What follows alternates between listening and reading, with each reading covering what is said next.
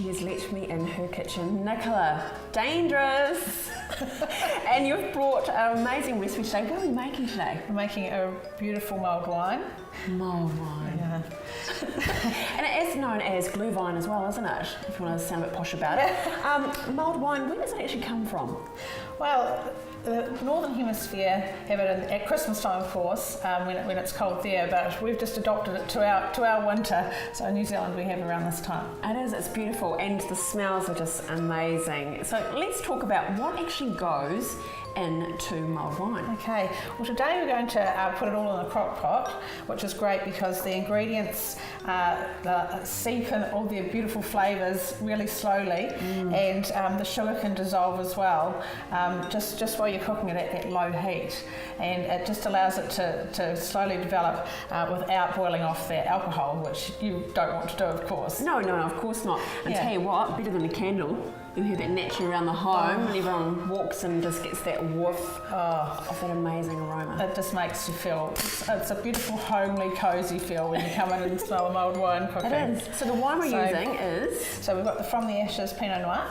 So just one bottle is plenty to start with. So just pop that into the crock pot. It's great. Yeah. I mean, this Pinot Noir too, it's beautiful. We're going to hear a little bit more about it later from Graydon, but Pinot Noir is fantastic to drink on its own, but amazing as an ingredient. Absolutely. If you're going to cook with something, cook with the wine you love. Yeah, exactly. So what's next? So we're just going to put half a cup of sugar in there. So that's caster sugar. So just use that because it's a bit finer and it's easier to dissolve. So as I was saying, just on low in the crock pot, and that easily dissolves within about an hour. Oh, really? Yeah. Okay. Just on low. Yeah. So we've got a couple of cinnamon sticks. Oh, yum. Pop those in there. I can start to smell this already. Yeah, I know. The cinnamon coils are so lovely. Yeah. A couple of pieces of star anise, and that has that beautiful aniseed flavour. And it's so exotic. Yeah. I know we're laughing, for those who can remember, the aniseed wheels you can buy at the dairy. It just smells like them. It's amazing. It does, yeah. So we've got some cloves here. So I'm just going to pop those into the orange before I cut it up. It's just much less fiddly to do it this way.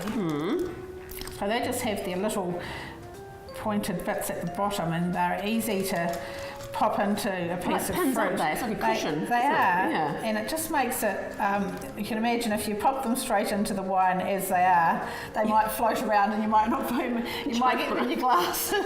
Yeah, so it's much easier to put them into a piece of orange and do it that way. So half an orange, or? So no, we're going to put the whole orange in there. Beautiful. Just put the two halves in there, so face down. Okay. And you're going to peel some lemon rind for me. I will, just carefully. And so make sure I do it properly. Right, that's it. Let's keep going. Oopsie daisy. And then the last thing to put in there is just a couple of slices of raw ginger, which just gives it a beautiful gingery taste. So just 2 slices, because it's quite strong, isn't it, when it's in the pure state? Yeah, it is. So you don't want to go too much there. No, have I gone overboard? Perfect. No, is it all good? So just about 1 lemon worth. What is it about lemon?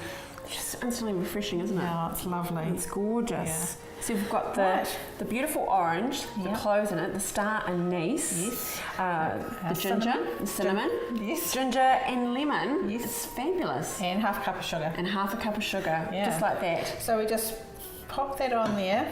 Do you stir it up, or you can give it a bit of a stir every now and then, just to make sure that sugar does dissolve. So just let it steep for a little bit, and then just do stir it every now and then, just to make sure that dissolves. Okay. Yeah. With the magic of cameras, we do have some prepared earlier. I'm just going to wait for this. Yeah. Whoa. Ooh la la. I think I just had a glass to my nostril. Isn't that just incredible? Just the smells are just amazing. To finish off, sweetie, we've got our lovely glasses here, the mulled wine glasses. Yes, well, they're gorgeous, aren't they? Yeah. So if I just serve up, shall I? Scoop some of the wine into there, and I'm just going to chop up look at that colour. A slice of orange. Quite nice just to have a fresh piece of orange rather than there's orange already in it, but it tends to sort of cook a little bit. And exactly. So you want a fresh piece of orange that just Here goes. We go. Wow, I can smell that. Just pop that in down the side. Look at that. And then we pop a little cinnamon quill in there as well. It's as simple as that. Yeah. Okay. Hey, thanks so much, Nicola. Oh, I think now we should hand it over to Braden and talk about how amazing this wine actually is. Wonderful. G'day, my name's Braden Miller from the Crater Inn. We're here today to talk about the 2013 vintage of From the Ashes Pinot Noir that we're using in a wonderful mulled wine. From the Ashes, you ask? In 2009, Friday the 13th, our winery burnt to the ground. And this is named in honour of the North Canterbury Fire Department who really helped us out.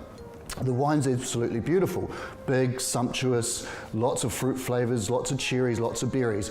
Perfect for mulled wine. You know, you want that body and the weight of the wine to transfer into the mulled wine. My other tip today is that never use wine you wouldn't drink in your cooking or your mulled wine. Cheers.